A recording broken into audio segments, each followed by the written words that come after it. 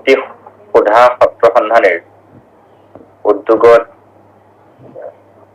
বিগত সময়বোৰৰ দৰে আজিৰ এই পবিত্ৰ দিনটো অনুষ্ঠিত সাহিত্য সংস্কৃতি আৰু আধ্যাত্মিক চৰ্চাৰ এই বিশেষ সত্ৰত আৰম্ভণিতে আমি উপস্থিত প্ৰতিগৰাকী মহানুভৱলৈ আমাৰ শ্ৰদ্ধা নিবেদন কৰিছো। এই গুৰুত্বপূৰ্ণ অনুষ্ঠানটিৰ গুৰি ধৰোঁতা সকললৈ তেখেতসকলৰ প্ৰচেষ্টা, তেখেতসকলৰ পদৰ্থক চিন্তা চৰ্চাৰ বাবেও আমি তেখেতসকলৰ প্ৰতি শ্ৰদ্ধা নিবেদন কৰিছো। আৰু আজিৰ এই পবিত্ৰ দিনটোত কিছু সময় আমাৰ পৰিচিতসকলৰ সৈতে ঘোষণা কলাৰ সম্পৰ্কীয় বক্তব্য আগবঢ়াবৰ বাবে আৰু আমাৰ সৈতে অন্তৰংগ আলাপ কৰিবৰ বাবে আমাক আমন্ত্ৰণ কৰি অনাৰ বাবে জয়জয়তী সন্মানীয় যতীন বৰা আৰু বিশ্বনাথ মেধিবাবুকে আমি কৃতজ্ঞতা শ্ৰদ্ধা জনাইছো। অনুষ্ঠানটিত অংশগ্ৰহণ কৰা প্ৰতিগৰাকী মহানুভৱক শ্ৰদ্ধা জনাইছো আৰু আমিও আনন্দিত যে এই অনুষ্ঠানটিত ইতিমধ্যে আমাৰ বাক শিল্পমৰো বহু কেইগৰাকী সন্মানীয় বিষয়ববীয়া আৰু আমাৰ বহু কেইগৰাকী ঘোষণা কলাৰ প্ৰশিক্ষাৰ্থীও অংশগ্ৰহণ কৰিছে। আমি দেখা পাই আছো।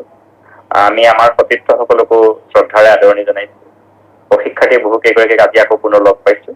গতিকে তেখেতসকলকো আদৰ সম্ভাষণ জ্ঞাপন কৰি আমি আজিৰ এই অনুষ্ঠানটিৰ মজিয়ালৈ শ্বহীদসকলৰ সৈতে আপোনালোকৰ সৈতে কিছু কথা আলাপ আৰু আলোচনাৰ বাবে আগবাঢ়িছো। হওক জয়জয়তী আৰম্ভণিতে আমি পুনৰবাৰ আপোনালোকক জনাও যে অনুষ্ঠানত অংশগ্ৰহণকাৰী অধিকাংশই সিংহভাগেই কিন্তু আমাৰ অভিভাৱক স্বৰূপ।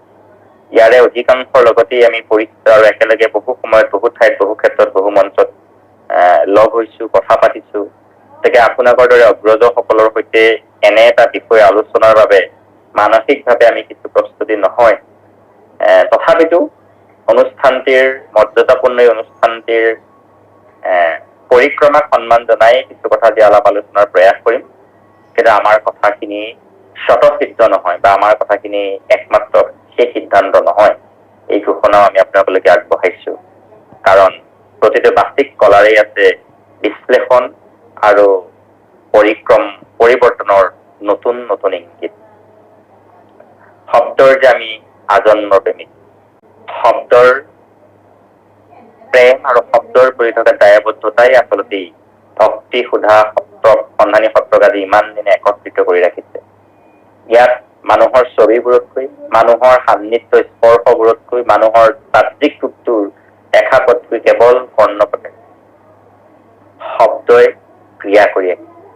গতিকে শব্দ প্ৰকাশ কৰাৰ ক্ষেত্ৰত, শব্দ কলাৰ প্ৰকাশ কলাৰ এক গুৰুত্বপূৰ্ণ বিষয় ঘোষণা কলাৰ ক্ষেত্ৰত কিছু বিষয় আজি আলাপ আৰু আলোচনাৰ বাবে আমাক আপোনালোকে আমন্ত্ৰণ জনাইছে। ঘোষণা কলা ই কবিতা আবৃত্তি নেকি? ই অভিনয় কলাৰ সৈতে সংপৃক্ত নেকি? ই বক্তৃতা কলাৰ উৎসৰ চপা নেকি? দৰাচলতে ঘোষণা শব্দটোৱে কোনো এটা বিষয় সম্পৰ্কত এক বাৰ্তা সমাজলৈ প্ৰেৰণ কৰাৰ ধাৰণাটো বুজায়। ঘোষণা শব্দটোৱে কোনো এটা বিষয় শ্ৰোতা আৰু দৰ্শকৰ জ্ঞাতাৰ্থে প্ৰকাশ কৰাক সূচায়। তেতিয়ালৈকে পৃথিৱীত মানৱ সমাজ জীয়াই থাকিব, তেতিয়ালৈকে মানুহবোৰ জীয়াই থাকিব, তেতিয়ালৈকে আমাৰ মাজত ভাষা জীৱিত অৱস্থাত থাকিব। আৰু যেতিয়ালৈকে ভাষা আমাৰ মাজত জীৱিত অৱস্থাত থাকিব, সেই দিনটোলৈকে আপুনি মই প্ৰত্যেকেই ঘোষণা কলা বা ঘোষণা প্ৰক্ৰিয়াটোৰ সৈতে সম্পৃক্ত হৈ থাকিম। আজিৰ দিনটোত আমি এই কথাখিনিকে অকণমান থুলমূল আলোচনা আপোনালোকৰ সৈতে কৰাৰ প্ৰয়াস আৰু চিন্তা চৰ্চা কৰিছো। ভাষা প্ৰকাশ কৰাৰ বাবে ভাষা এটাক পৰিশীলিত ৰূপত, ভাষা এটাক বোধগম্য হোৱাকৈ, ভাষা এটাৰ মাজত সাংস্কৃতিক অলংকাৰৰ দ্বাৰা ভাষা এটাক এটা সহজ সৰল আৰু মৃত পৰ্যায়েৰে আনৰ কাণত অৰ্থাৎ আনৰ শ্ৰৱণত সুবিধা হোৱাকৈ আমি যি কলা বা ব্যৱস্থাৰ সৈতে জড়িত হওঁ, সৰল আৰু সহজ অৰ্থত সেয়াই যদি ঘোষণা কলা হয়, তেতিয়াহ'লে এই ঘোষণা কলাৰে আপুনি মই একগৰাকী সাধক। বিষয় আলোচনা, প্ৰশ্ন আলোচনা বা আপোনালোকৰ তৰফৰ পৰা আহিব পৰা প্ৰশ্নবোৰৰ বাবে আমি অপেক্ষা কৰি দুটামান বিষয় আগতীয়াকৈ আগবঢ়াব বিচাৰিছো। যে ঘোষণা কলাৰ সৈতে জড়িত ব্যক্তিজনক ঘোষক বা ঘোষিকা বুলি কোৱা হয়।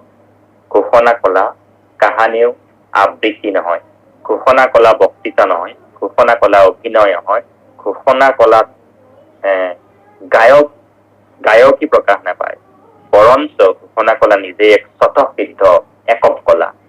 এই একক কলাটিৰ সৈতে ভাৰতৰ, আমি বিশ্ব ইতিহাসৰ কথা বাদেই দিছো, ভাৰতৰ সৌ তাহানিৰ পৰা দূৰ অতীতৰ পৰাই ঘোষণা কলাৰ সৈতে আমাৰ ইতিহাস, আমাৰ ভাৰতৰ পৌৰাণিক সভ্যতা জড়িত হৈ আছে। কোনো এটা বিষয়ত সিদ্ধান্ত প্ৰদান কৰিবলৈ, সেই কোনো এটা বিষয়ত আলাপ আলোচনা কৰিবলৈ, কোনো এটা বিষয়ত মন্ত্ৰোচ্চাৰণৰ বাবেই হওক, উপাসনা পদ্ধতিৰে হওক, অন্যান্য বিভিন্ন পদ্ধতিত ঘোষণা কলা প্ৰয়োগ দূৰ অতীতৰ পৰা আপুনি মই আমাৰ ইতিহাস অধ্যয়ন কৰিলে তাক সংৰক্ষণ জানিবলৈ, বুজিবলৈ আমাৰ সুবিধা হয়। গতিকে আমি ইতিহাসৰ পমখেদি তাহানিৰ পৰা প্ৰচলিত হৈ থকা এই ঘোষণা কলা নতুন চামৰ মাজত অকণ প্ৰণালীবদ্ধভাৱে এটা সংগঠিত ৰূপত আগুৱাই দিয়াৰ বাবেই পাট শিল্পমৰ আমি আৰম্ভ কৰিছিলো এটা সংগঠন। আৰু এই অনুষ্ঠানটি বিগত 3টা বছৰ ধৰি আমি ঘোষক ঘোষিকাসকলক লগত লৈ এটা নতুন চিন্তা, নতুন প্ৰয়াসেৰে আগবাঢ়ি গৈ আছো। ঘোষণা কলাৰ সৈতে জড়িত সকলৰ বাবে বা ঘোষণা কলাৰ ক্ষেত্ৰত জড়িত ইচ্ছুক সকলৰ বাবে কেনেনো বিষয়সমূহত আমি আগবাঢ়িব লাগে সেই কথাখিনি আপোনালোকলৈকে আগবঢ়াম। ঘোষণা কলাৰ সৈতে জড়িত ব্যক্তিসকলৰ বাবে, ঘোষণা কলাৰ সৈতে জড়িত লোকসকল কেনে বিষয়ত, কেনে দিশত নিজৰ ঘোষণা কলাৰ ক্ষেত্ৰত প্ৰস্তুত কৰি তুলিব, সেই কথাখিনিৰে আমি কিছু আপোনালোকৰ মাজলৈকে আগবঢ়াব বিচাৰিছো। ঘোষণা কলাৰ সৈতে জড়িত প্ৰত্যেকগৰাকী ব্যক্তিৰ বাবে আবৃত্তি, বক্তৃতা, নাটক বা গীত গাব পৰাৰ যি ক্ষমতা, এই কৌশলবোৰ, এই শিল্পবোৰৰ কিছু পৰ্যায়ত কিন্তু পূৰ্ব অভিজ্ঞতা থকাটো নিতান্তই প্ৰয়োজন।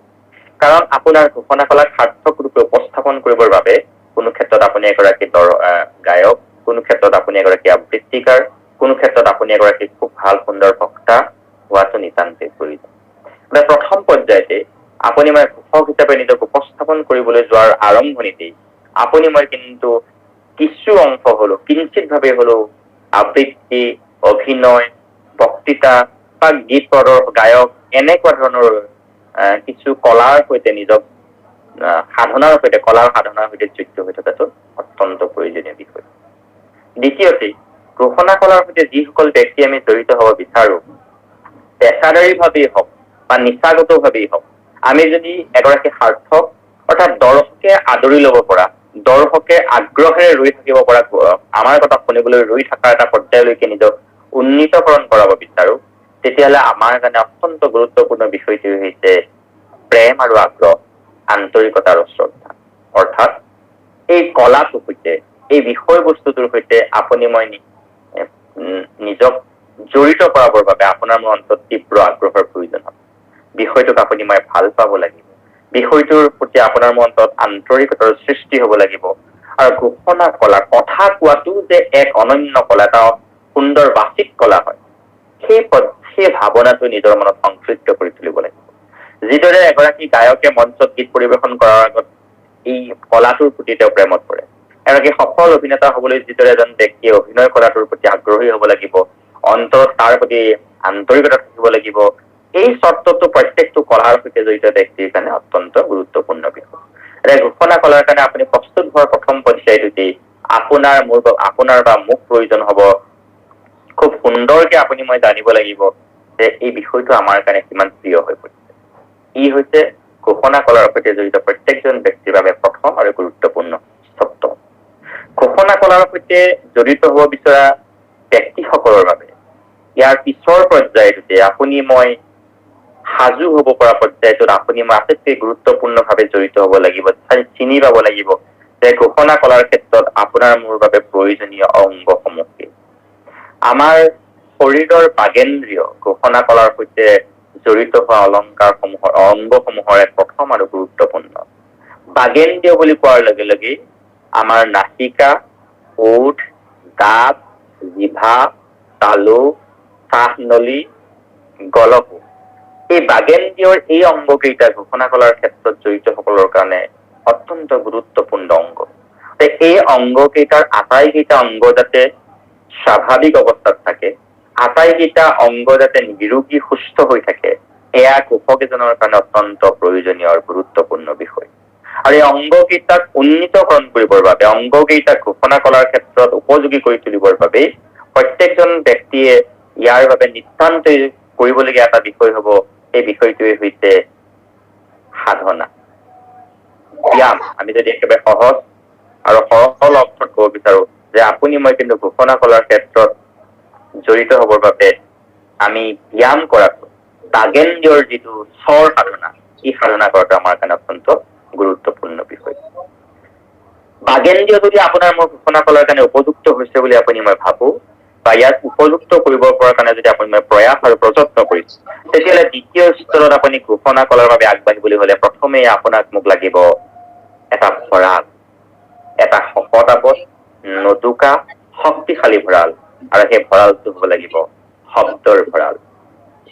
বাণী, শব্দৰ প্ৰকাশৰ কাৰণে, বাণীৰ সাধনাৰ কাৰণে আমাৰ নিজৰ ভঁৰালটোত বাণী বা শব্দৰ এটা থোনপাক সৃষ্টি কৰিব লাগিব। আৰু শব্দৰ ভঁৰালটো যদি শক্তিশালী নহয়, তেতিয়াহ'লে আপুনি মই ঘোষণা কৰাৰ ক্ষেত্ৰত নিশ্চয়কৈ সফল আৰু সাৰ্থকভাৱে নিজক উপস্থাপন কৰিব নোৱাৰে।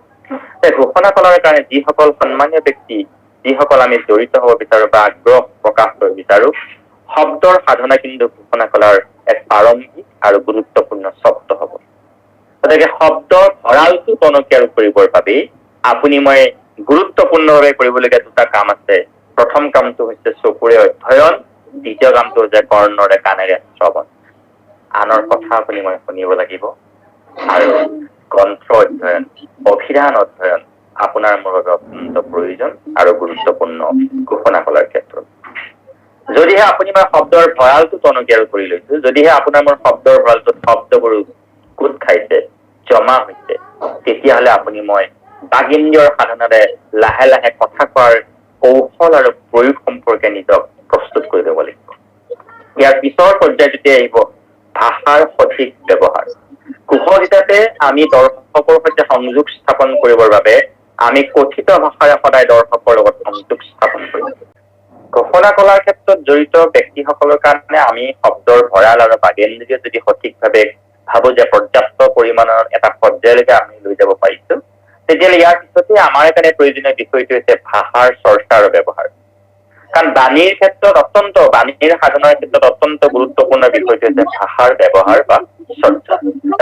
ভাষা যদি ব্যৱহাৰৰ কৌশলটো আমি নাজানো, শুদ্ধ, স্পষ্ট, পৰিমিত, সীমিত ভাষা যদি আমি ব্যৱহাৰ কৰিব নোৱাৰো, ভাষাৰ যদি শুদ্ধ ব্যৱহাৰ আমি কৰিব নোৱাৰো, ভাষাৰ যদি শুদ্ধ প্ৰয়োগত আপুনি বা মই সফল হব নোৱাৰো, তেতিয়াহ'লে কিন্তু ঘোষক হিচাপে আপুনি মই দৰ্শকক আকৰ্ষণ কৰাত কৰবাত বিফল হম। ভাষাৰ প্ৰয়োগৰ ক্ষেত্ৰত ভাষাৰ স্পষ্ট উচ্চাৰণ ইয়াত প্ৰয়োজন হব, ভাষাৰ ব্যাকৰণগত ব্যৱহাৰৰ কথাটো আহিব, আৰু শব্দ চয়নৰ বিষয়টো আহিব। যে আপুনি মই যিটো ভাষাত ঘোষণা কৰিম, এই ঘোষণা কৰাৰ সৈতে জড়িত বিষয়টোৰ ক্ষেত্ৰত প্ৰথম আপোনাৰ মোৰ কাৰণে গুৰুত্বপূৰ্ণ বিষয় হব শব্দৰ শুদ্ধ উচ্চাৰণ আৰু শব্দ চয়ন। কোনটো শব্দ কেনেকৈ আপুনি মই ক'ত ব্যৱহাৰ কৰিম, কোনটো শব্দ কিভাৱে ব্যৱহাৰ কৰিম, এই কথাটো কিন্তু আমাৰ কাৰণে অত্যন্ত প্ৰয়োজন। এটা উদাহৰণ, হাতীটোৱে ভৰিৰে গছকি মানুহগৰাকীক মাৰিলে বা মানুহগৰাকীক বধ কৰিলে।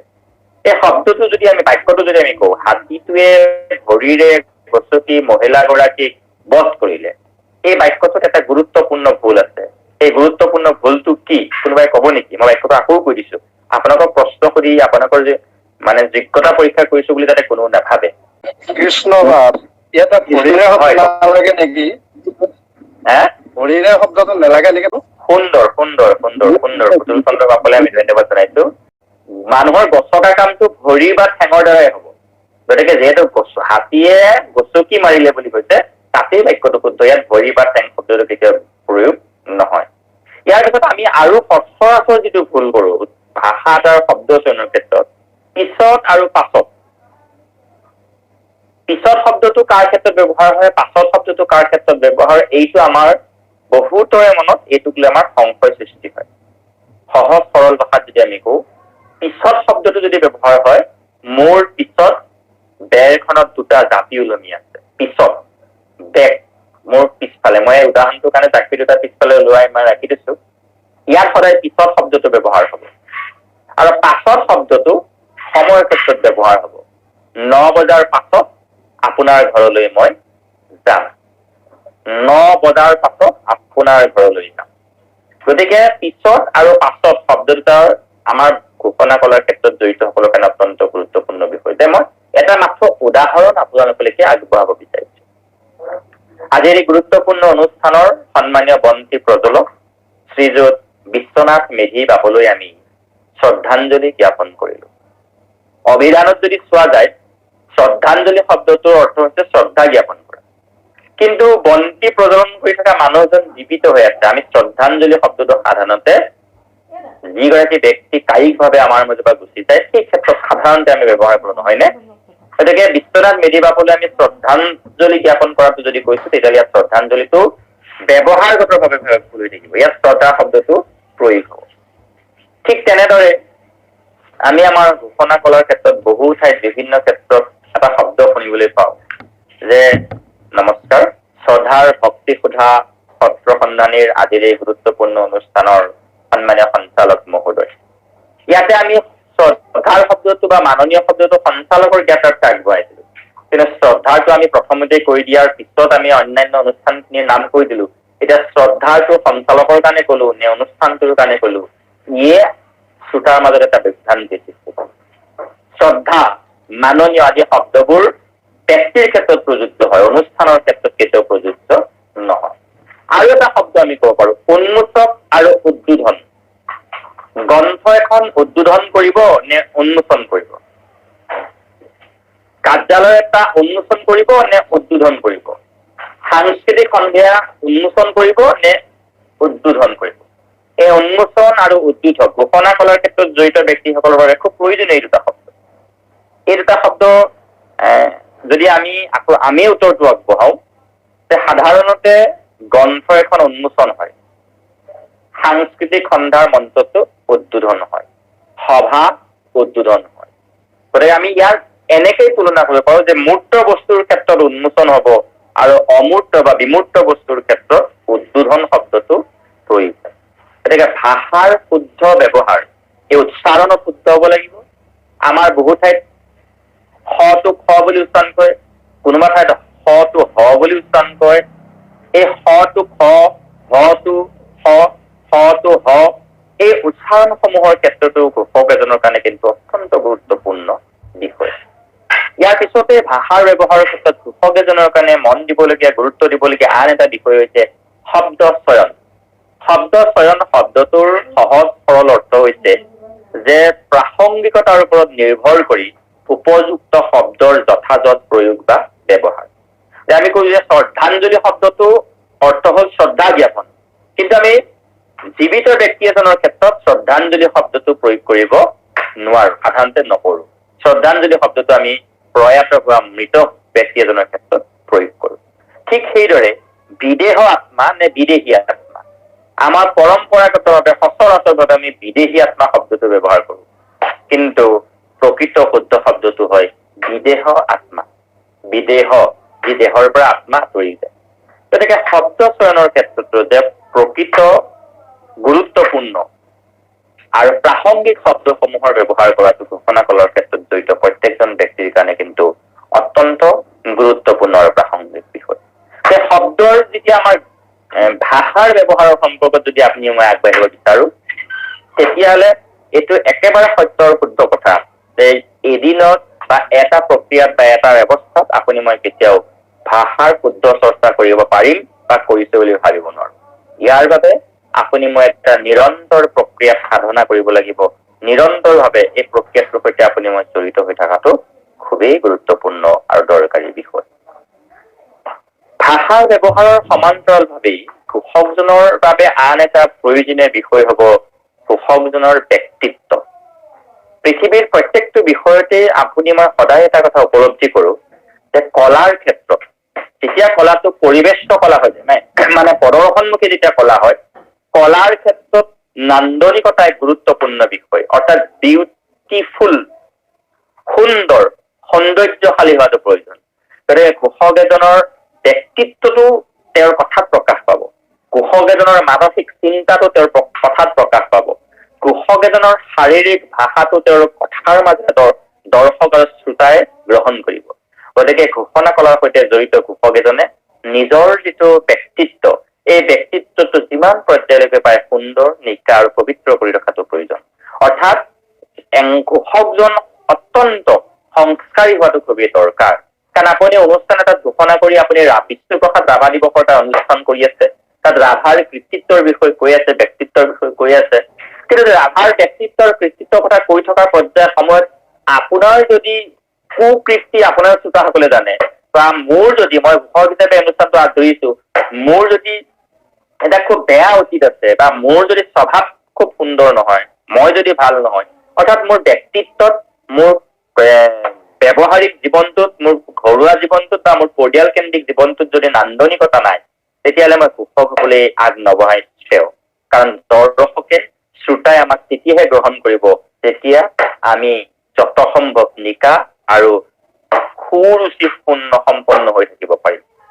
ঘোষক এজনে মনত ৰাখিবলগীয়া এক গুৰুত্বপূৰ্ণ বিষয়টোৱে হৈছে যে ইট শুড বি কালচাৰ, তেওঁ এজন সংস্কৃতিবান, তেওঁ এজন সংস্কাৰমুখী ব্যক্তিত্ব অধিকাৰী হোৱাটো প্ৰয়োজন আৰু দৰকাৰ। ইয়াৰ লগে লগে ঘোষক এজনৰ কাৰণে খুব গুৰুত্বপূৰ্ণ বিষয় হৈছে তেওঁৰ প্ৰকাশভংগী, বাক শিল্প। যিটো ঘোষণা কথা কোৱাৰ এটা শৈলী, বাক শিল্প, কথন শৈলী কেনে হব লাগে। বিশ্ববিষ্ট দাৰ্শনিক বেকনে কৈছিল, the word should be short and sweet, শব্দবোৰ চুটি আৰু মিঠা হব লাগে। অৰ্থাৎ আমাৰ কথাবোৰ মিতভাষী হব লাগে। খুব চুটিকে আৰু প্ৰকৃত শব্দ চয়নৰ দ্বাৰা মিষ্টভাষী শব্দ ঘোষণা কৰাৰ ক্ষেত্ৰত জড়িত প্ৰত্যেকজন ঘোষকৰ বাবে অত্যন্ত দৰকাৰী আৰু আকৰ্ষণীয়। আৰু আমি কোৱা কথাবোৰ অত্যন্ত প্ৰাসংগিক আৰু দৰকাৰী হব লাগে। উদাহৰণ, বিহু নাচৰ অনুষ্ঠান এটা হৈ আছে এখনি বিহু সন্মিলনত, ঢুলীয়াই ঢোল বজাই আছে, নাচনী নাচি আছে, আৰু একেবাৰে শেষত নাচনী কেইজনী একদম ঘূৰি ঘূৰি নাচি অনুষ্ঠানটো শেষ হৈছে। সেই সময়কণত আপুনি মই ঘোষণা কৰিবলৈ গৈছো, সেই সময়কণত ঘোষণাৰ কাৰণে আপুনি মই উদ্ধৃতিৰ ব্যৱহাৰ কৰিম। ঘোষকৰ কাৰণে প্ৰয়োজনীয় আন এটা বিষয়, বক্তাৰ কাৰণে প্ৰয়োজনীয় এটা গুৰুত্বপূৰ্ণ বিষয় হৈছে উদ্ধৃতিৰ সংগ্ৰহ আৰু প্ৰয়োগ। উদ্ধৃতিটো আমাৰ কি হব লাগিব? প্ৰাসংগিক হব লাগিব, মিঠা হব লাগিব, চুটি হব লাগিব।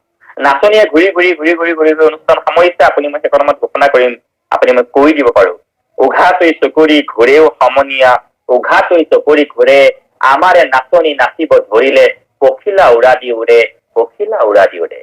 পখিলাৰ দৰে উৰি উৰি, এইটো আমাৰ অসমীয়া ৰূপহী গাভৰু, অসমীয়া ৰূপহী, এইটো অসমৰ ধুনীয়া নাচনী, যাৰ নৃত্যশৈলীত প্ৰকাশ পায় বাপতি সাহোন আমাৰ বিহু ঐতিহ্য। বাপতিতকৈ আকৌ বহুতে বাপুতি বুলি লিখে। বিহু আমাৰ বাপতি সাহোন নহয়। বাপতি সাহোন মানে পৰম্পৰাগত ভাৱে পিতৃপুৰুষৰ পৰা পালন কৰি অহা। গতিকে নাচনীয়ে নাচি থাকোতে আমি সেই শব্দ উদ্ধৃতিটো ব্যৱহাৰ কৰিলো।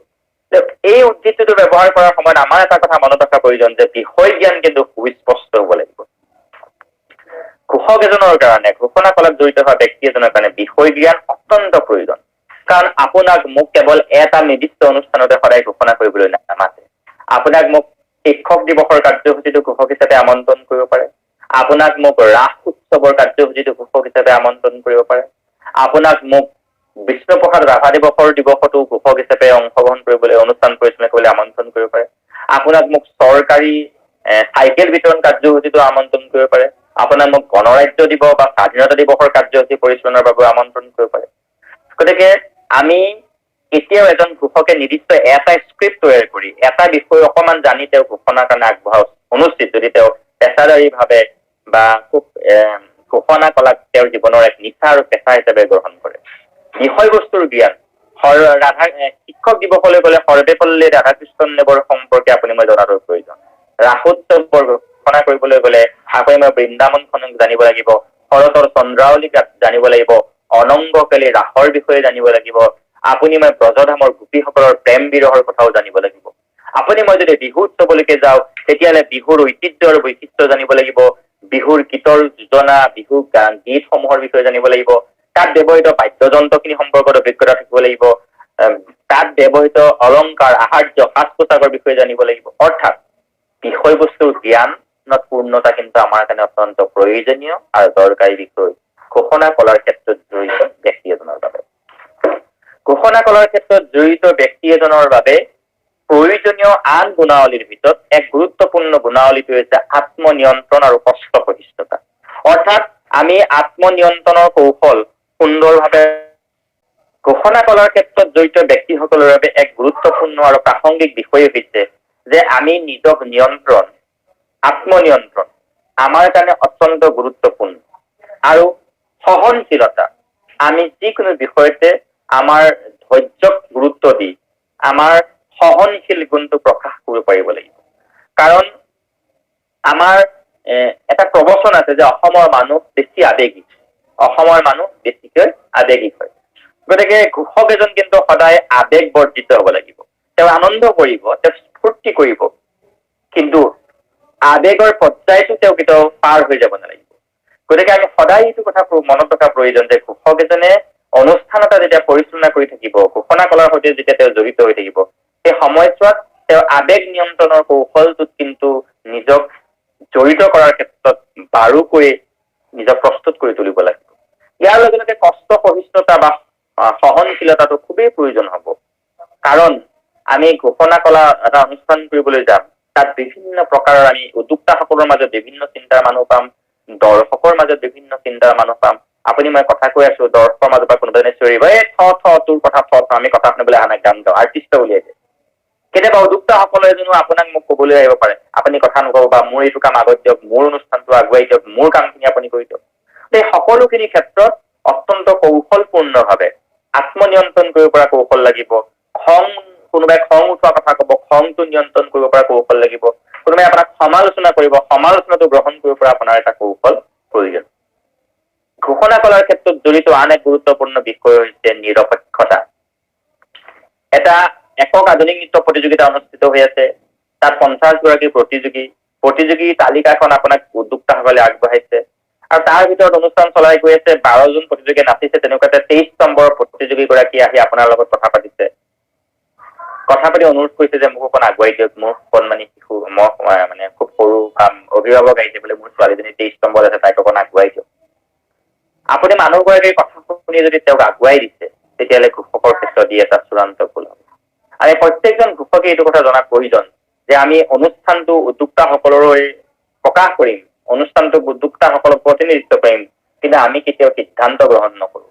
সিদ্ধান্ত সদায় উদ্যোক্তাই গ্ৰহণ কৰিব আৰু উদ্যোক্তাই যিভাৱে বিচাৰে আপুনি মই সেইভাৱে এটা অনুষ্ঠান পৰিচালনা কৰাটো প্ৰয়োজন। আপুনি যদি প্ৰতিযোগিতাটোত আছে, আপুনি পৰাপক্ষত প্ৰতিযোগী বা অভিভাৱকৰ লগত কথা নাপাতিব, বিচাৰকৰ লগত আপুনি যোগাযোগ নকৰিব। কাৰণ আপোনাৰ নিৰপেক্ষতাটো তেতিয়া হয়তো কোনোবাই প্ৰশ্ন উত্থাপন কৰিব পাৰে। ঘোষণাৰ ক্ষেত্ৰত জড়িত হোৱা ব্যক্তিসকলে কিন্তু এই কথাষাৰো অত্যন্ত গুৰুত্বপূৰ্ণভাৱে জনা বা বুজাৰ প্ৰয়োজন আছে। নিজক নিৰপেক্ষ স্থিতি ৰাখিব আৰু নিজেই সীমাবদ্ধতাক আমি কেতিয়াও চেৰাই নাযাম। প্ৰতিযোগিতাত অংশগ্ৰহণৰ কমিটিখনে নিৰ্ধাৰণ কৰি দিব আৰু যিকোনো সময়তে কিবা বিশেষ পৰিস্থিতি আহিলে আপুনি উদ্যোক্তাসকলৰ ঊৰ্ধ্বতম কৰ্তৃপক্ষৰ সৈতে যোগাযোগ কৰি সদায় সিদ্ধান্ত গ্ৰহণ কৰাটো ঘোষকৰ কাৰণে খুবেই প্ৰয়োজন আৰু গুৰুত্বপূৰ্ণ। কথা তেতিয়াহে শুনি ভাল লাগে যেতিয়া কথাৰ মাজত, শব্দৰ মাজত সুৰৰ সঞ্চয় হয়, শব্দ আৰু কথাৰ মাজত উদ্ধৃতিৰ সঞ্চয় হয়, কথাৰ মাজত নাটকীয়তা থাকে, কথাৰ মাজত হাস্যৰস থাকে। গতিকে আপোনাৰ মোৰ কথাবোৰ দৰ্শকে গ্ৰহণ কৰিবৰ কাৰণে প্ৰতিজন ঘোষকে কথাৰ মাজত প্ৰাসংগিক হাস্যৰসৰ সমাহাৰ কৰিব পৰাটো এক অত্যন্ত গুৰুত্বপূৰ্ণ কলা এজন ঘোষকৰ বাবে। আমাৰ কথাবোৰৰ মাজত ৰস থাকিব লাগিব। কথাবোৰ শুনিবলৈ শুৱলা হোৱাৰ সমান্তৰালভাৱে কথাৰ মাজত হাস্যৰস সৃষ্টি হ'ব পৰা পৰিৱেশ থকাটো কিন্তু খুবেই গুৰুত্বপূৰ্ণ আৰু প্ৰয়োজনীয় বিষয়। ঘোষকে এই ক্ষেত্ৰত দৃষ্টি ৰাখিব। মই দেখিলো যে মই এই মাত্ৰ দেখিছো যে মোৰ চকুটো মই হাঙুলিটোৰে মুচি দিছো, কোনোবা সময়ত মই মোৰ নাকটো চুইছো, কোনোবা সময়ত মই চুলিকেইটালে তেনেকে দিছো। এনেকুৱা আমাৰ বহু ব্যক্তিৰ স্বভাৱজাত প্ৰক্ৰিয়া। কথাৰ মাজতো আমাৰ তেনেকুৱা হয়। মানে তো কথাটো তো মানে এনেকুৱা আছিল, মানে এনেকুৱা আছিল, বা তাকে এনেকুৱা কিছুমান আমাৰ শব্দ আমি কথাৰ মাজত কথনশৈলীত ব্যৱহাৰ কৰো, তাক মিমিয়া বুলি কোৱা হয়, মুদ্ৰা দোষ বুলি কোৱা হয়। ঘোষক এজনে শব্দৰ ক্ষেত্ৰত আৰু মুদ্ৰা দোষ অংগৰ ক্ষেত্ৰতো এনেকুৱা ধৰণৰ আচৰণ বৰ্জন কৰাটো বাধ্যতামূলক আৰু বাঞ্ছনীয় বিষয়। আমি কেতিয়া বোলে মোৰ নাকটো চুই থকা অভ্যাস আছে, মুখখন এনেকৈ মুচি থকাৰ অভ্যাস আছে, আৰু মানে বা তাকেহে এনেকুৱা জাতীয় কিছুমান শব্দ আমি ব্যৱহাৰ কৰাৰ যদি আমাৰ অভ্যাস আছে, এইবোৰ বদ অভ্যাস বুলি ভাবি তাক দূৰ কৰাটো কিন্তু ঘোষণা কলাৰ ক্ষেত্ৰত জড়িত প্ৰত্যেকজন ব্যক্তিৰ বাবে অত্যন্ত গুৰুত্বপূৰ্ণ বিষয়। ইয়াৰ পিছতে ঘোষণা কলাৰ ক্ষেত্ৰত জড়িত বা ব্যক্তিসকলৰ বাবে আন এক গুৰুত্বপূৰ্ণ বিষয় হৈছে যে আগতীয়া প্ৰস্তুতি। আপোনাক মোক এটা অনুষ্ঠানত অংশগ্ৰহণ কৰিবলৈ মাতিছে, এটা অনুষ্ঠানত এটা কাৰ্যসূচী পৰিচালনা কৰিবলৈ মাতিছে, অনুষ্ঠানটো সময় 11 বজাত। আপুনি মই 11 বজাতকে 5 মিনিটটো পিছৰ কথা, 11 বজাৰ 1 ঘণ্টাৰ আগত অনুষ্ঠানস্থলীত উপস্থিত হোৱাটো প্ৰয়োজন। কাৰণ ক্ষেত্ৰ অধ্যয়ন নকৰাকৈ, পৰিস্থিতি অধ্যয়ন নকৰাকৈ কাহানিও কেতিয়াও হাতত মাইক্ৰফোনটো তুলি নলব। সেই ঠাইত কি পৰিৱেশ আছে, তাৰ যি অঞ্চলটোলৈকে মাইক্ৰফোনৰ শব্দ যাব, সেই অঞ্চলটোত কি ধৰণৰ তাত সামাজিক, সাংস্কৃতিক, ৰাজনৈতিক পৰিৱেশ আছে, তাৰ বিষয়ে এটা সম্যক জ্ঞান এজন ঘোষকে আগতীয়াকৈ জনাটো প্ৰয়োজন বা দৰকাৰী বিষয়।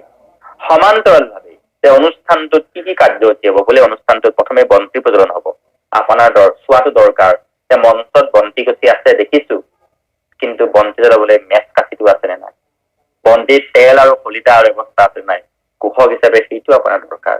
অতিথি আদৰণি পৰ্ব আছে, আদৰণি কিহে জনাব, লিষ্টত দেখিছে, তালিকাত দেখিছে জাপি, শৰাই, ফুলাম, গামোচা আছে। আপুনি গামোচা কেইখন দেখিছে, জাপি কেইটাও দেখিছে, শৰাইখন তাত আছে নে নাই, বা গামোচাখন ওচৰতে সাজু হৈ আছে নে নাই, বা গামোচাখন জাপি থোৱা আছে নে নাই। এই সৰু সৰু কথাবোৰ কিন্তু ঘোষক এজনৰ কাৰণে দৃষ্টি ৰাখিবলগীয়া কথা। যদি নাই কৰা, সেইটো কৰি ল'বৰ বাবে কমিটিসকলক আপুনি অনুৰোধ জনাব। তাৰোপৰি কাৰ্যসূচীত নাম দি আছে, আপোনাক ঘোষণা কৰিবলৈ কৈছে, আপুনি ঘোষণা কৰক, আমুক প্ৰতিযোগী মাতক, তামুক প্ৰতিযোগী মাতক, প্ৰতিযোগিতা আৰম্ভ কৰক।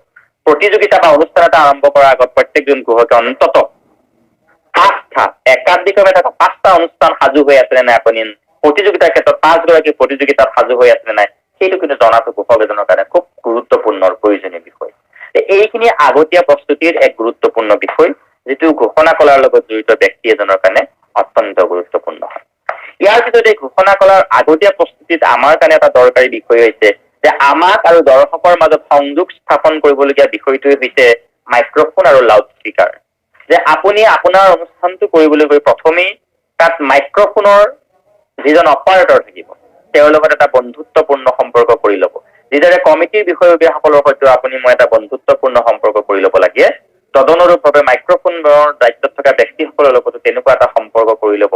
আৰু কৰি লৈ তেখেতসকলক আপোনাৰ প্ৰতি আকৃষ্ট কৰিব, কাৰণ মাইক্ৰফোনটো তেওঁলোকে নিয়ন্ত্ৰণ কৰিব। মুখত যিটো আমি মাইক্ৰফোন ব্যৱহাৰ কৰিম, মাইক্ৰফোন যদি তাত কেবুলডাল আছে তেতিয়াহ'লে এইটো কৰ্ডেড মাইক্ৰফোন হ'ব, যদি কেবুলডাল নাই তেতিয়াহ'লে এইটো কৰ্ডলেছ মাইক্ৰফোন হ'ব। কৰ্ডেড বা কৰ্ডলেছ মাইক্ৰফোনেই হওক, আপুনি অনুষ্ঠানৰ স্থানটোৰ ওপৰত নিৰ্ভৰ কৰি মাইক্ৰফোন ব্যৱহাৰ কৰিব। যদিহে মুকলি মঞ্চত অনুষ্ঠান হয়, তেতিয়াহ'লে সাধাৰণতে আমি হাই ডেফিনেশ্যন মাইক্ৰফোন ব্যৱহাৰ কৰিবলগীয়া হয়, আৰু যদি হাই চেন্সিটিভিটি মাইক্ৰফোন ব্যৱহাৰ কৰিম, আৰু যদিহে অনুষ্ঠানটো ইনডোৰ হয়, ল' চেন্সিটিভিটি মাইক্ৰফোন আমি ব্যৱহাৰ কৰিব লাগে। মাইক্ৰফোন ব্যৱহাৰ কৰাৰ ক্ষেত্ৰত মাইক্ৰফোন সম্পৰ্কেও যথেষ্টখিনি কথা আছে, যিখিনি কথা আমি আজি এখন সময়তে কৈ শেষ কৰিব নোৱাৰো। কিন্তু মাইক্ৰফোনটো উপযুক্ত হৈছে নে নাই, আমাৰ বহুতে স্বভাৱ স্পীকাৰৰ মূৰটো তেনেকে টুক টুক টুককে টুকুৰিয়াই। আমি প্ৰত্যেককে অনুৰোধ জনাইছো, মাইক্ৰফোনটো জন্ম হোৱা নৱজাতক কেঁচুৱাটোৰ দৰে মৰম কৰিব। কাৰণ মাইক্ৰফোনটোৰ সন্মুখত ডায়েফ্ৰাম বুলি এটা অংশ লগোৱা থাকে একদম ওপৰত, ই অত্যন্ত কোমল। এইটো টুক টুক টুক টুক দিয়া মানে সেই ডায়েফ্ৰামখনত বহুত কষ্ট পায়, কম্পন হয়। সেইকাৰণে মাইক্ৰফোনটোত একদম নৱজাতক কেঁচুৱা এটাক আমি যিমান আলফুলে ৰাখো, তেনেকৈ মাইক্ৰফোনটো ৰাখিম। মাইক্ৰফোনটোত কেনেকে ফুৱাই দিওঁ আমি, হেল্ল' হেল্ল' চিঞৰিটো ফুকে ফুৱাই দিওঁ, টুকটুকিয়াও, এই আটাইবোৰ ঘোষকৰ কাৰণে বৰ্জিত। এইবোৰ আচৰণ আমি কেতিয়াও কৰিব নালাগে। মাইক্ৰফোনটো অন হৈ আছে নাই, আপুনি অকনমান মুখৰ চলাইনি আপোনাৰ উশাহটো স্পীকাৰটোত দিলে আপুনি গম পাই যাব। আপুনি যদি উশাহটো স্পীকাৰ দিছে লাউড স্পীকাৰটো, তে আপুনি গম পাই যাব যে এইটো ঠিকে আছে, ই এক্টিভ হৈ আছে। আপুনি যদি কৰ্ডলেছ ব্যৱহাৰ কৰিছে, কেবুল নথকা মাইক্ৰফোনটো ব্যৱহাৰ কৰিছে, তাৰ বেটাৰীটো পাৰ্চেণ্টেজটো ঠিকে আছে নে নাই, অপাৰেটৰজনৰ লগত আপুনি প্ৰথমে কথা পাতি ঠিক কৰি লোৱাটো দৰকাৰ। ঘোষণা কলাৰ ক্ষেত্ৰত জড়িত ব্যক্তিসকলৰ বাবে মাইক্ৰফোনটো কিন্তু অত্যন্ত গুৰুত্বপূৰ্ণ। আৰু মাইক্ৰফোন যদি সুন্দৰ নহয়, আপোনাৰ কণ্ঠৰ সৈতে যদি আপুনি তাক মিলাই ল'ব নোৱাৰে, অনুষ্ঠানটোত আপুনি সাৰ্থকভাৱে কেতিয়াও পৰিচালনা বা ঘোষণা কলাটোক আপুনি দৰ্শকৰ মনোগ্ৰাহী কৰি তুলি ল'ব নোৱাৰিব। গতিকে আগতীয়া প্ৰস্তুতিৰ ক্ষেত্ৰত আৰু এটা বিষয় আপুনি চাব লাগে, স্থান কাল আৰু পাত্ৰ। যে আপুনি কোন স্থানত অনুষ্ঠানটো কৰিছে, কি সময়ত অনুষ্ঠানটো কৰিছে, আৰু অনুষ্ঠানৰ সৈতে জড়িত ব্যক্তিসকল কেনেকুৱা। আপুনি যদি এটা জনগোষ্ঠীয় অঞ্চলত জনজাতিৰ বসতিস্থলত অনুষ্ঠান কৰিবলৈ যায়, কৰবাত নহয় কৰবাত কেনেবাকৈ নহয় কেনেবাকৈ আপুনি চেষ্টা কৰক সেই জনগোষ্ঠীটোৰ দুই এটা শব্দ। ধৰি লওক মই আজি কাৰ্বি আংলঙত অনুষ্ঠান কৰিবলৈ গৈছো, মই মঞ্চলৈ গলো, গৈ নমস্কাৰ কাৰ্ডম। মই যদি আজি কোকৰাঝাৰত অনুষ্ঠান কৰিবলৈ গৈছো বড়ো জনগোষ্ঠীৰ অঞ্চলটোত, মই মঞ্চলৈ উঠি গলো নমস্কাৰ খুলুমবাই শব্দটো কোৱাৰ লগে লগে সেই মানুহখিনি আমাৰ প্ৰতি আকৰ্ষিত হব। আৰু দৰ্শকক আকৰ্ষণ কৰি ল'ব পৰাটো ঘোষকৰ প্ৰথম চৰ্ত যে আমি দৰ্শকে আমাক ভাল পাওঁ, দৰ্শকক আমি আকৰ্ষিত কৰি ল'ব পাৰিলেই আমি ঘোষণা কলাটোৰ সফল হ'ব পাৰিম। সেই অনুষ্ঠানটোত আমি দৰ্শকক আমাক আকৰ্ষণীয় কৰি ল'ব পাৰিম। আজি যদি মই ধুবুৰীলৈ গৈছো, তেতিয়াহ'লে মই কোচ ৰাজবংশী ভাষাটোৰ দুই এটা শব্দ জানিলেতো প্ৰয়োজন বা দৰকাৰ। এই কথাখিনিৰ ক্ষেত্ৰত কিন্তু কেতিয়াও ঘোষক হিচাপে আপুনি বা মই কোনেও কম্প্ৰমাইজ হোৱাটো উচিত নহয়। মঞ্চ যেতিয়া যিখন আমাক দিছে, সেই মঞ্চখনতো আমি তাৰ স্থান, তাৰ ঐতিহ্য, তাৰ বৈভৱৰ বিষয়ে আমি জনাৰ প্ৰয়োজন। গতিকে আমাৰ বহু ঠাইত আমি দেখা পাওঁ ঘোষক এজনে মঞ্চ এখনত যাব, তাৰ বিষয়ে কোনো অভিজ্ঞতা নহয় বা তেওঁ নিজৰ পূৰ্ব অভিজ্ঞতাৰ কথাখিনি তেওঁ তাক কৈ থাকিব, ই কেতিয়াও উচিত হ'ব নোৱাৰে। আমাৰ কথাবোৰে, আমাৰ বাক্যাংশৰে, আমাৰ শব্দবোৰ সদায় প্ৰাসংগিক হ'ব লাগিব। শংকৰদেৱৰ জন্মোৎসৱত গৈ আপুনি মহাপুৰুষ শ্ৰীমন্ত শংকৰদেৱৰ অৱদানৰাজিৰ কথা, শংকৰদেৱৰ জন্মোৎসৱত গৈ আপুনি শংকৰদেৱৰ প্ৰাসংগিক একশৰণ হৰিনাম ধৰ্ম বা শংকৰীয় সংস্কৃতিৰ কথা আপুনি তাত আলাপ আৰু আলোচনা কৰিব। শংকৰদেৱৰ জন্মোৎসৱত কেতিয়াও আপুনি কথক নৃত্যৰ শৈলীৰ ওপৰত এটা বক্তৃতা দিলে বা টোকা পাঠ কৰিলে দৰ্শকে আপোনাক আদৰি নলব। ঘোষণা কলাৰ লগত জড়িত ব্যক্তিসকলে এই কথাবোৰতো খুব সুন্দৰভাৱে, খুব গুৰুত্বপূৰ্ণভাৱে নিজক জড়িত কৰাৰ প্ৰয়োজন। আপুনি মই যেতিয়া ঘোষক হিচাপে মাইক্ৰফোনটো ব্যৱহাৰ কৰি আছো, সদায় মনত ৰাখিব যে আমাৰ কথাবোৰ সদায় আদেশ সূচক হ'ব নালাগে, অনুৰোধ সূচক হ'ব লাগে। আমাৰ কথাবোৰ নিৰ্দেশনা হ'ব নালাগে, আমাৰ কথাবোৰ আহ্বান হ'ব লাগে, আমাৰ কথাবোৰ বিনম্ৰ হ'ব লাগে।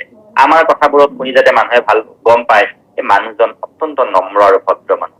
কাৰণ কথাত কটা যায়, কথাত বতা পায় বুলি আমাৰ অসমীয়া সমাজ জীৱনৰ এটা কথা। কথা কোৱাৰ কৌশলটো যিমান পাৰে সিমান আমি মিষ্টভাষী হ'ব লাগে, যিমান পাৰে সিমান আমি আহ্বানসূচক হ'ব লাগে। কিন্তু গুৰুত্বপূৰ্ণ এটা কথা যে কথাৰ মাজত অত্যধিক সাহিত্যৰ প্ৰয়োগ, অত্যধিক মানে একদম দাস্য ভাৱ, অত্যধিক আপুনি নিজৰ সৰুৰ পৰা, এই অতিমাত্ৰা কিন্তু প্ৰত্যেকটোৱে বেয়া। যিকোনো এটা বিষয় আমি ৰিপিটেশ্যন হ'ব নালাগে। চাকেই নহওক, আজিৰ এই মুকলি সভাৰ সন্মানীয় উদ্বোধক সন্মানীয় মহোদয় শ্ৰীযুত সুবোধ চন্দ্ৰ চক্ৰৱৰ্তীদেৱক তেখেতৰ উপস্থিতিৰ বাবে আমি কৃতজ্ঞতা জনাইছো। বা ইমানখিনি দেখি তাকেই নকৰি তেখেতক কৃতজ্ঞতা জনাইছো। তেখেতৰ উপস্থিতি আমাক আহ্লাদিত কৰিছে। তেখেতৰ দৰে ব্যক্তি এগৰাকীৰ ব্যক্তিত্বৰ কৃতিত্বত আমি গৌৰৱান্বিত। আজিও তেখেতৰ উপস্থিতিত আমাৰ অনুষ্ঠানটো জাকত জিলিকি গৈছে। তেখেতৰ মহিমা কৈ আমি শেষ কৰিব নোৱাৰিম। এনেকুৱা ধৰণৰ মানে অতি মাত্ৰালৈ যাব নালাগে। ই সদায় এটা প্ৰটকল, ই সদায় এটা সৃষ্টিশীল, আৰু ই সদায় এটা সীমিত, পৰিসীমিত ভাৱতহে আমি আমাৰ কথাবোৰ আগবঢ়াব লাগে। ঘোষণা কলাৰ ক্ষেত্ৰত জড়িত প্ৰত্যেকজন ব্যক্তিয়ে সমন্বয় হ'ব লাগে। জাতি জনগোষ্ঠীৰ মাজত, পৰিৱেশ পৰিস্থিতিৰ মাজত, কাৰো মাজত যাতে আমাৰ কথাই বিশৃংখল সৃষ্টি নকৰে, কাৰো মাজত যাতে আমাৰ কথাই কাকো যাতে মনোকষ্ট নিদিয়ে, আমাৰ কথাই যাতে ক'তো সেই অঞ্চলটোৰ যি ঐতিহ্য বা ঐক্য তাক যাতে বিনষ্ট কৰিব নোৱাৰে, তাৰ ক্ষেত্ৰত কিন্তু আপুনি মই সাৱধানৰ প্ৰয়োজন। গতিকে আমাৰ কথাবোৰ সদায় সমন্বয় সূচক হ'ব লাগে। আমাৰ কথাবোৰৰ মাজত সদায় প্ৰেম, ভাতৃত্ববোধ থাকিব লাগে। আমাৰ কথাবোৰ সদায় বিতৰ্কৰহিত, কোনো ক্ষেত্ৰত যাতে আপোনাৰ মোৰ কথাত কোনেও বিতৰ্ক হিচাপে বিতৰ্কিত পৰ্যায়লৈ লৈ যাব নোৱাৰে, বা আপোনাৰ মোৰ কথাৰ মাজত যাতে কোনেও সমালোচনাৰ আঙুলি আপোনাৰ মোলৈ আগুৱাব নোৱাৰে, তাৰ কাৰণে কিন্তু প্ৰত্যেকজন ঘোষকে অত্যন্ত গুৰুত্বপূৰ্ণভাৱে আমি কথা পতা, কাম কৰাৰ প্ৰয়োজন। ঘোষণা কৰাৰ ক্ষেত্ৰত ভাষাৰ ব্যৱহাৰত মই এটা কথা কবলৈ পাহৰি গলো, আকৌ কৈছো যে আমি দ্বৈত ভাষা ব্যৱহাৰ কৰিম নে নকৰিম। দ্বৈত ভাষা বুলি কোৱাৰ লগে লগে দুটা ভাষা। দ্বৈত ভাষা আমি ব্যৱহাৰ কৰিম এনে ক্ষেত্ৰত, আমি কথাৰ মাজত যদি কাৰোবাৰ উদ্ধৃতি দিবলগীয়া হৈছে, তেতিয়াহ'লে আমি দ্বৈত ভাষাৰ উদ্ধৃতি হিচাপে ব্যৱহাৰ কৰাত বাধা নাই। আমি আমাৰ কথাৰ মাজত যদি জনগোষ্ঠীয় এটা কথা আমি সংমিশ্ৰণ কৰিবলগীয়া আছে, মই নগাঁৱৰ মানুহ, মই নলবাৰীত কৈছো, তোৰ কথাৰ মাজত যদি কওঁ এই নলবেৰীয়া আপাগিলা বৰ ঠৌগা দেই, ঠৌগা হেন নেকি, এনেকুৱা ধৰণৰ এটা যি কথা কৈছো, এইটো স্বাভাৱিক। মানে উপভাষা বা আমাৰ জনগোষ্ঠীয় ভাষা প্ৰাসংগিকভাৱে আপুনি মই ব্যৱহাৰ কৰিব পাৰিম।